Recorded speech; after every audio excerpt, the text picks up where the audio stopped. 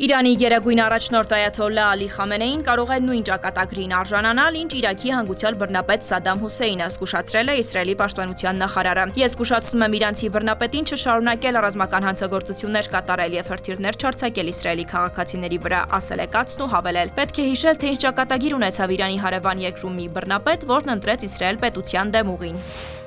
Հրեական պետությունը ցանկություն չի հայտնում դիմել կարգավորման խաղաղ ճանապարհին եւ օգտվել միջնորդական ծառայություններից, որոնք առաջարկել է այդ թվում Ռուսաստանը։ Կրեմլի խոսնակն է հայտարարում. այս պահին մենք առնվազն Իսրայելի կողմից չենք տեսնում որևէ միջնորդական ծառայության դիմելու եւ ընդհանրապես կարգավորման խաղաղ ուղի դուրս գալու ցանկություն։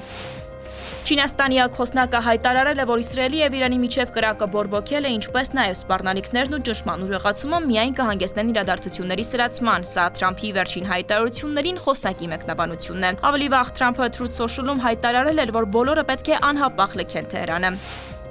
Թրամփն ասել է, որ այնքան էլ տրամադրված չէ Իրանի հետ բանակցելուն, գրում է Reuters-ը։ ԱՄՆ նախագահը նաև ասել է, որ նահանգները կոշտ կպատասխանի Իրանին, եթե Թեհրանը որոշի հարձակվել Մերձավոր Արևելքում գտնվող ամերիկյան ռազմական օբյեկտների վրա։